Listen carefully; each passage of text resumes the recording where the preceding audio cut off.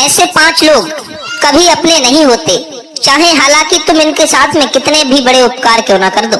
ये अपने वक्त आने पर हमेशा धोखा ही देते हैं। कहते हैं कि दोस्ती भी बहुत ही सोच समझ के करनी चाहिए। जो व्यक्ति दोस्ती के लायक हो और जो दोस्ती को निभा सके और हमेशा आपका सुख दुख में साथ दे सके, ऐसे व्यक्ति के साथ हमेशा दोस्ती का हाथ बढ़ाना चाहिए। कुछ लोग ऐसे होते हैं, उनके साथ में चाहे तुम हजारों लाखों उपकार क्यों ना कर दो, लेकिन जब उनका वक्त आता है तो वो तुम्हारे साथ दगा करने से कभी चूकते नहीं हैं। तो आइए मित्रों, जानते हैं ऐसे लोगों के बारे में। वो कौन से लोग हैं जो तुम्हारे एहसान को ना मानते हुए हमेशा वो तुम्हारे साथ दगा करने का ही प्रयास करते रहते हैं। तो मैं आपको एक छोटी सी कहानी के माध्यम से बताऊंगा। तो आपसे निवेदन है, आप इस वीडियो को अंत तक जरूर देखते रहें और इस कहानी के एक एक शब्द को ध्यान से सुने, जिससे आप भी ऐसे मतलबी, धोखेबाज, लालची और धूर्त लोगों से बच सके। किसी जगह पर एक सियार और ऊंट रहता था।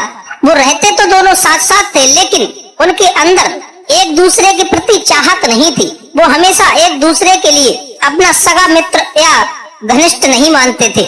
ऐसे रहते थे जैसे एक पड़ोसी रहता है और एक दूसरे से जलता रहता है। लेकिन जिस जगह पर सियार और ऊंट रहते थे, वहीं पर एक बहुत गहरी नदी बह रही थी और उस नदी के दूसरी पार किसानों की खरबूजे की खेती थी। अब धीरे धीरे वो खरबूजे जब बड़े हुए और पक करके जब वो अपनी सुगंध छोड़ने लगे, तो वो हवा के बहाव के कारण वो सुगंध जो थी नदी के इस पार भी आने लगी, जहाँ पर ऊंट और सियार रहते थे। सियार ने विचार किया, मालूम पड़ता है कि नदी के उस पार खरबूजे हैं, बहुत अच्छी अच्छी सुगंध आ रही है, लेकिन इन खरबूजों को मैं खाऊं कैसे? ये नदी तो बहुत गहरी है, अगर इस नदी में मैं घुसा तो मैं मर जाऊंगा। तब उसने ऊंट के पास जाकर के कहा, हे ऊंट भाई, अगर तुम मेरी बात मानो तो मैं तुम्हें बहुत कुछ फायदा करा सकता हूँ। ऊंट कहने लगा, तुम मुझे क्या फायदा करा सकते हो बताओ।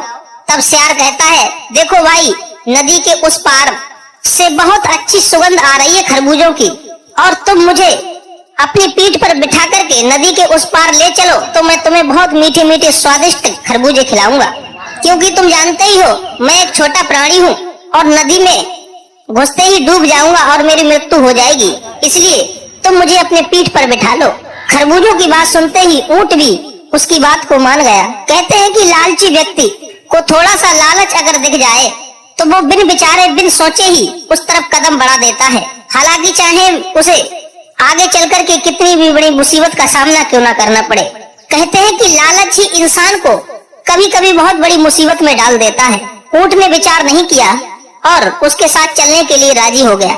सियार को उस ऊंट ने अपनी पीठ पर बिठा लिया और नदी पार करके उस किसान के खेत में पहुंच गए, जहां सुंदर सुंदर पके हुए खरबूजे थे।